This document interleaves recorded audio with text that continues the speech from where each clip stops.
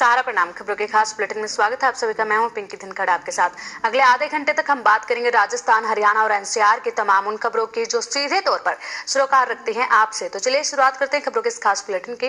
राजस्थान के भरतपुर जिला में उपरूपवास थाना इलाके के उत्तर प्रदेश से सटे चक सामरी गांव में जहरीली शराब पीने से सरपंच के भाई समेत 4 लोगों की मौत हो गई और 6 लोगों की आंखों की रोशनी चली गई। मामले की जानकारी के बाद थानाधिकारी ने जाब्ते के साथ गांव में पहुंचकर हालात का जायजा लिया। प्रशिक्षु आईपीएस सुमित मेहरडा ने कार्रवाई कर गांव से करीब 12 कार्टन हथकढ़ शराब जब्त की। जानकारी मिली है कि गांव में 1 दर्जन लोगों ने शराब पी थी। कुछ देर बाद उल्टी दस्त के साथ उनका सिर चकराने लगा। इस पर उन्हें पास के अस्पताल ले जाया गया, जहां प्राथमिक उपचार के बाद उन्हें भरतपुर रेफर कर दिया गया। हादसे में 4 लोगों की मौत हो गई, 6 लोगों की आंखों की रोशनी चली गई। पुलिस ने मृतकों के पोस्टमार्टम कराकर शव परिजनों को सौंप दिया है। हादसे के बाद आसपास के क्षेत्र में मातम के साथ अफरा तफरी का माहौल रहा। गौरतलब है कि रूपवास थाना इलाके के कई गांवों में आबकारी विभाग के लापरवाही के चलते और समय पर कार्रवाई नहीं करने के कारण कच्ची शराब बनाए जाने के अलावा उत्तर प्रदेश से भी भारी मात्रा में अवैध हथकढ़ शराब यहां लाई जाती है। जो भी मृतक हैं उनका भी मेडिकल बोर्ड से पोस्टमार्टम करवाया जा रहा है और गांव के अंदर कहीं कोई और लोग तो इस तरीके से बीमार नहीं है, उसके लिए भी मेडिकल टीम वहां पे भेजी हुई है। हमने गांव वालों को भी कहा है और वहां के जनप्रतिनिधियों को भी कहा है कि वो सारे जो गांव में अगर कोई ऐसा आदमी है तो उसको उनके सामने लेके आए, उनका इलाज कराए। पर अधिक जानकारी के लिए हमारे साथ जुड़ गए हैं हमारे संवाददाता कपिल वशिष्ठ।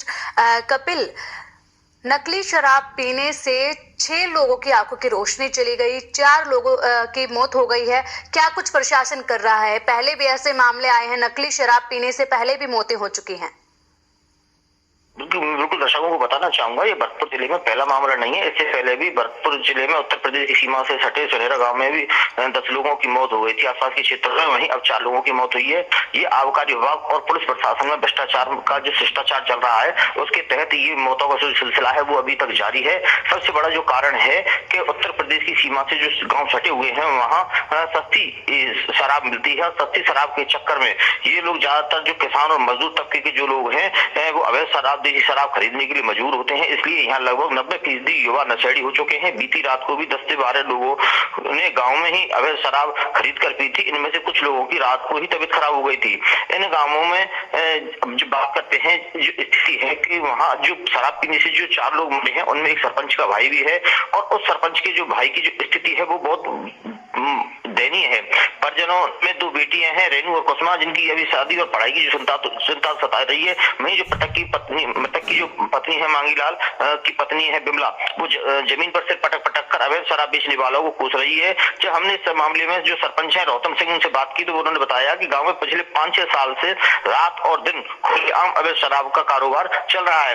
कहीं ना कहीं जो इस अवैध कारोबार का जो मामला है जिसमें पुलिस प्रशासन और आबकारी विभाग की जो मिली भगत है उस पर ग्रामीण है और जो मृतकों के जो परिजन है उन्होंने भी खुलकर आरोप लगाए हैं। ऐसा नहीं है कि जो जिले में ये मामला सिर्फ इन्हीं गांवों में हो रहा है। इन गांवों में अगर बात करते हैं रूपबाग के, नौहरदा की, चकसामरी की, नगला हवेली, खेरियात, नगरिया, पुरा, जामोली, रामनगर, तेजनगर, श्रीनगर, चकोरा, खानपुर, सुरजापुर, यहाँ तक कि कुमेर में तो बाकायदा शाम को शराब की मंडी तक भी लगती है।